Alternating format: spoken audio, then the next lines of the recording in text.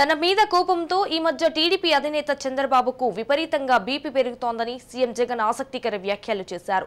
భీమవరంలో నిర్వహించిన మేమంతా సిద్ధం సభలో ఆయన పాల్గొన్నారు. మంచి చేసిన మనతో జెండాలు జతకట్టిన విపక్షాలతో తలపోడబోతున్నామని అన్నారు.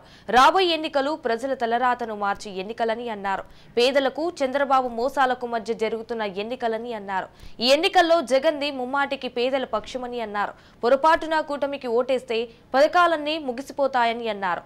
అయితే ఎన్నికల్లో ఎలాగైనా విజయం సాధించాలని చంద్రబాబు సాధ్యం కాని హామీలు ఇస్తున్నాడంటూ ఫైర్ అయ్యారు.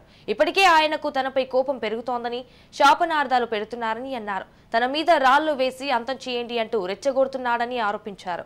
ఆయన పేరు చెబితేనే గుర్తొచ్చేది వెన్నుపోటు, మోసం, కుట్రలు అని అన్నారు. దత్తపుత్రుడు ఎన్నికల్లో విజయం సాధించలేక ఇప్పుడు నియోజకవర్గాలను మారుస్తున్నాడంటూ ఎద్దేవా చేశారు.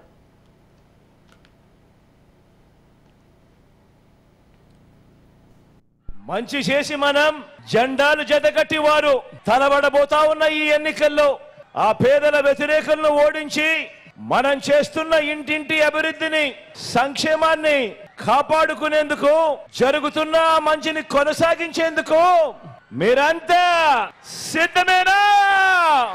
పేదల రాజ్యాన్ని అబద్ధాలతో, మోసాలతో, కుట్రలతో ధ్వంసం చేసేందుకు చంద్రబాబు కూటమి చూస్తోంది. అడ్డుకునేందుకు మీరంతా సిద్ధమేనా?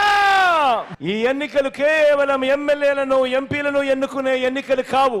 ఈ ఎన్నికలు మన తలరాతలు మార్చబోయే ఎన్నికలు అన్నది ప్రతి ఒక్కరూ కూడా గుర్తెరగమని చెప్తా ఉన్నా. ఇవి కేవలం జగన్ కు, చంద్రబాబుకు మధ్య జరుగుతా ఉన్న ఎన్నికలు కావు. ఇవి పేదలకు, చంద్రబాబు మోసాలకు మధ్య జరుగుతా ఉన్న ఎన్నికలు అన్నది గుర్తుపెట్టుకోమని కోరుతా ఉన్నా.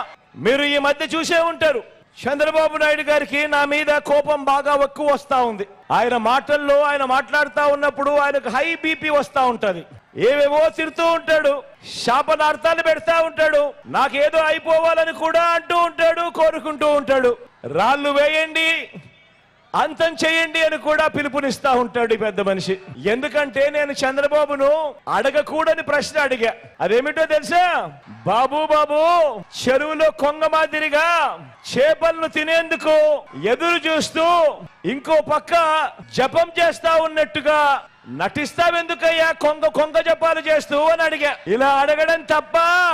మరి చంద్రబాబు, నీ పేరు చెబితే పేదలకు గుర్తుకు వచ్చే స్కీమ్ ఏదైనా కూడా ఒక్కటంటే ఒక్కటైనా ఉందా అని చంద్రబాబు నాయుడు గారిని అడిగా. ఆయన చేసిన మంచి ఏ పేదలకు గుర్తుకు రాకపోగా చంద్రబాబు పేరు చెబితే మాత్రం